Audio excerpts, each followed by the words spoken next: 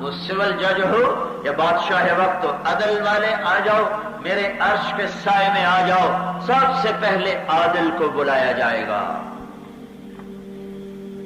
محمود غزنوی رحمت اللہ علیہ نے 34 سال حکومت کی، چوتھی صدی کا سب سے بڑا بادشاہ، سلطان کا لقب پانے والا پہلا انسان جس نے سلطان کا لقب پایا، 34 برس حکومت کی، چوتھی صدی کا بادشاہ ہے۔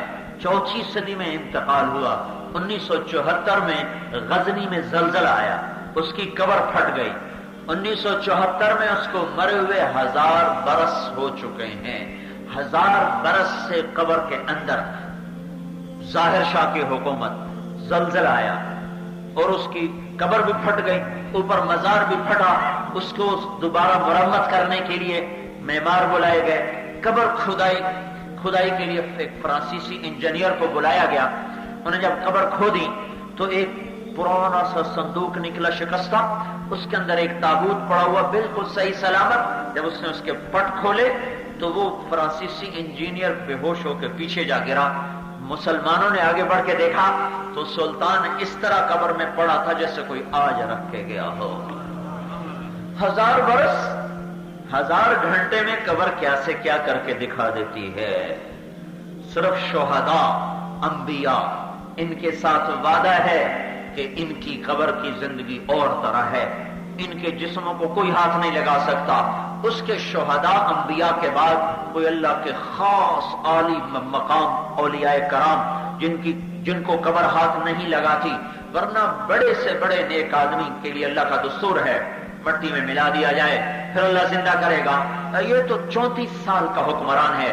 4 فاتح دنیا میں سب سے بڑے گزرے، پہلے نمبر پر ہے چنگیز خان فتوحات میں، دوسرے نمبر پر ہے محمود غزنوی، تیسرے نمبر پر ہے سکندر یونانی، چوتھے نمبر پر ہے تیمور لنگ۔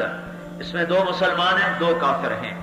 اور تیمور مسلمان ہو گئے بھی ایسا بدبخت تھا کہ مسلمانوں کو ہی ذبح کرتا رہا، وہ لٹیرا تھا، کوئی ایسا حاکم نہ تھا، لوٹ مار کر اس نے اس نے کیا تہس نہس کر کے رکھ دیا انسانیت کو۔ محمود غزنوی فاتح ثانی ہے اور 1000 برس زیر زمین سویا ہے۔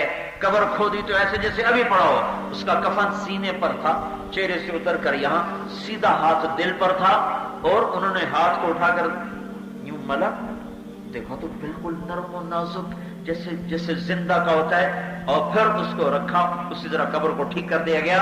یہ کیسا عادل آدمی تھا۔ ایک واقعہ سناتا ہوں۔ ایک شخص آیا کہ سلطان معظم میں تو ہلاک ہو، کیا ہوا؟ کہ آپ کا بھانجا میرے گھر میں آتا ہے اور مجھے نکالتا ہے، میری بیوی کی عزت کو تار تار کرتا ہے، میری کوئی سنوائی نہیں، میں بڑی مشکل سے آپ تک پہنچا ہوں۔ سلطان کہنے لگے اچھا، اب جب وہ آئے تو مجھے فوراً میرے پاس پہنچنا۔ اور اس نے اپنے دربانوں سے کہا یہ شخص دن رات میں جب آئے فوراً مجھے اطلاع کی جائے، میرے آرام کا خیال نہ کیا جائے۔ تیسری رات وہ شخص آیا دوڑتا ہوا روتا ہوا کہ حضور وہ میرے گھر میں گھس چکا ہے۔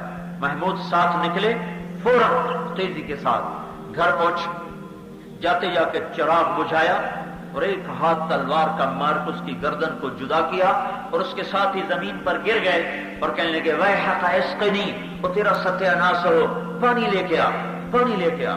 وہ تو گھبرا گیا، وہ بھاگا ہوا گیا، پانی لے کر آیا، پانی پلایا، کہنے لگے چراغ جلاؤ۔ چراغ جلایا تو اس کی لاش کو دیکھ کر کہنے لگا الحمدللہ۔ تو اس نے کہا سلطان، پوچھنے کی جسارت کرتا ہوں، آتے چراغ بجھایا، قتل کر کے پانی مانگا، گر گئے، چراغ اس کو دیکھ کے الحمدللہ، یہ 3 باتیں سمجھ میں نہیں آ رہی۔ تو فرمایا سلطان محمود غزنوی نے کہ چراغ اس لیے بجھایا تھا کہ اگر میرا بھانجا ہے تو میرا ہاتھ نہ کانپ جائے، میرا ہاتھ صحیح صحیح اس کی گردن پر پڑے۔ قتل کے بعد پانی اس لیے مانگا کہ جس دن تو میرے پاس پیغام لے کر آیا تھا میں نے قسم کھائی تھی نہ کھاؤں گا نہ پیوں گا، جب تک تیری فریاد کو نہ پہنچوں، نہ کھاؤں گا نہ پیوں گا نہ سوؤں گا۔